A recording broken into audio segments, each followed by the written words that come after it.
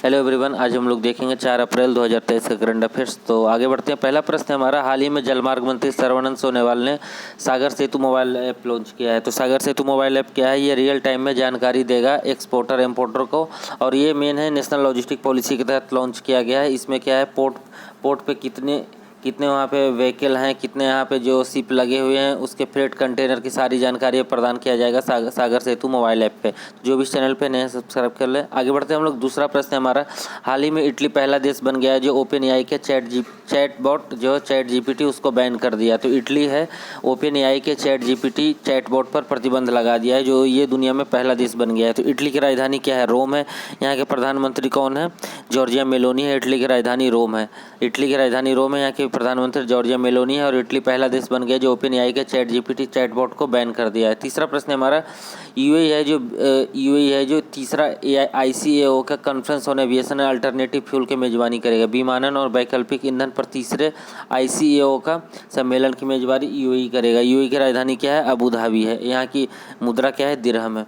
आगे बढ़ते हम लोग। तीसरा प्रश्न है हमारा, G20 आपदा जोखिम न्यूनीकरण कार्य समूह की पहली बैठक कहाँ शुरू हुई है? तो गांधीनगर में शुरू हुई है G20 के आपदा जोखिम न्यूनीकरण का बैठक। तो गांधीनगर किसकी राजधानी है? गांधीनगर है जो गुजरात की राजधानी। यहाँ के मुख्यमंत्री भूपेंद्र पटेल हैं। यहाँ के राज्यपाल हैं आचार्य देवव्रत हैं। और G20 के 2023 का सम्मेलन, जिसका मेन इवेंट होगा सितंबर 2023 में दिल्ली में होगा। G20 2022 हुआ था बाली, इंडोनेशिया में।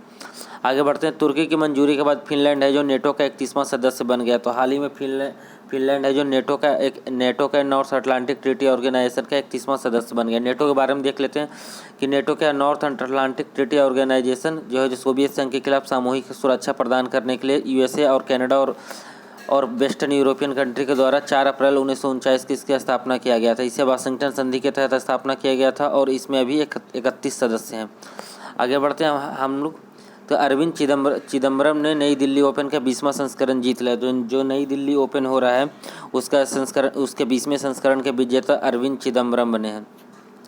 अगला प्रश्न देखते हैं। हीरो मोटोकॉर्प बोर्ड ने हार्ले डेविडसन के डील मेकर निरंजन गुप्ता को सीईओ नियुक्त किया है। तो हीरो मोटोकॉर्प का जो सीईओ कौन बने हैं? निरंजन गुप्ता बने हैं। आगे देखते हैं। टाटा पावर ने 4 साल के लिए प्रवीण सिन्हा को सीईओ और एमडी के रूप में नियुक्त किया है। तो टाटा पावर ने किसे एमडी और सीईओ नियुक्त किया? प्रवीण सिन्हा को। और हीरो मोटोकॉर्प ने किसको सीईओ नियुक्त किया है? निरंजन गुप्ता को। आगे बढ़ते हम लोग। बूंदी श्रीनिवासन विप्रो के भारत और साउथ ईस्ट एशिया के व्यवसायों का नेतृत्व करेंगे। तो बद्री श्रीनिवासन विप्रो के भारत और दक्षिण पूर्व एशिया के व्यवसायियों का नेतृत्व करेंगे। आगे देखते हैं। डॉक्टर एम ए हसन द्वारा लिखित बार एंड वीमेन नामक पुस्तक का विमोचन किया गया है। तो बार एंड वीमेन पुस्तक किन्होंने लिखा है? डॉक्टर एम ए हसन के द्वारा लिखा गया। हरियाणा पहला स्टेट बन गया है जहां के पूरे रेलवे को 100% इलेक्ट्रीफाइड करके दिया गया। तो हरियाणा 100% विद्युतीकरण रेलवे नेटवर्क वाला भारत का पहला राज्य बन गया है। तो हरियाणा के बारे में देख लेते हैं। हरियाणा की राजधानी चंडीगढ़ है। यहाँ के राज्यपाल बंडारू दत्तात्रेय हैं, और यहाँ के मुख्यमंत्री मनोहर लाल खट्टर हैं। हरियाणा 100% विद्युतीकरण रेलवे नेटवर्क वाला भारत का पहला राज्य बन गया है। तो हरियाणा के मुख्यमंत्री कौन है? मनोहर लाल खट्टर। अगला प्रश्न हमारा, कर्नाटक सरकार ने हाल ही में 10% ईडब्ल्यूएस कोटा को अधिसूचित किया है। तो कर्नाटका के बारे में भी देख लेते हैं। कर्नाटका की राजधानी बेंगलुरु है। यहाँ के मुख्यमंत्री बसवराज बोमई हैं। यहाँ के राज्यपाल हैं थावरचंद गहलोत। और कर्नाटका ने 10% ईडब्ल्यूएस कोटा को हाल ही में अधिसूचित किया है। अगला प्रश्न हमारा, रामसर स्थलों के सुरक्षा में विफल रहने पर एनजीटी ने केरल सरकार पर 10 करोड़ का जुर्माना लगाया। तो रामसर जो स्थल है ये होता है वेटलैंड से संबंधित है। भारत में भी 75 रामसर स्थल हैं। इसके अच्छे तरीके से इस पर सुरक्षा देने के विफल के कारण केरला सरकार पर 10 करोड़ का जुर्माना लगाया गया। तो केरला के बारे में देख लेते हैं। केरला की राजधानी तिरुवनंतपुरम है। यहाँ के राज्यपाल हैं आरिफ मोहम्मद खान। मुख्यमंत्री हैं पिनरई विजयन है। तो रामसर स्थलों की सुरक्षा में विफल रहने पर एनजीटी ने केरला सरकार पर 10 करोड़ का जुर्माना लगाया है।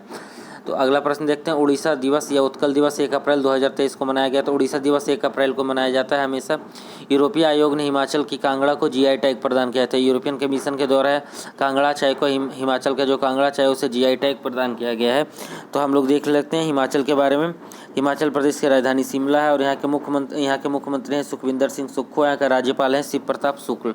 तो यह हमारा आज का 4 अप्रैल 2023 का करंट अफेयर था। तो इम्पोर्टेंट देख लेते हैं। यूरोपीय आयोग ने हिमाचल प्रदेश की कांगड़ा चाय को यूरोपीय कमीशन के द्वारा क्या प्रदान किया है? जीआई टैग प्रदान किया गया है। हरियाणा पहला स्टेट बन गया है। Haryana become the first state in India to have 100% electrified network. तो हरियाणा पहला स्टेट बन गया जहाँ पे 100% रेलवे इलेक्ट्रीफाइड नेटवर्क है। वॉर एंड वीमेन बुक लिखा गया है M.A. हसन के द्वारा। और इम्पोर्टेंट है हमारा कि दिल्ली ओपन का 20वां संस्करण किसने जीता है? अरविंद चिदम्बरम ने जीता है। नेटो का 31वां मेंबर कौन बना है? नेटो का 31वां मेंबर फिनलैंड बना है तुर्की की मंजूरी के बाद। फिनलैंड की राजधानी क्या है? हेलेंसिकी है।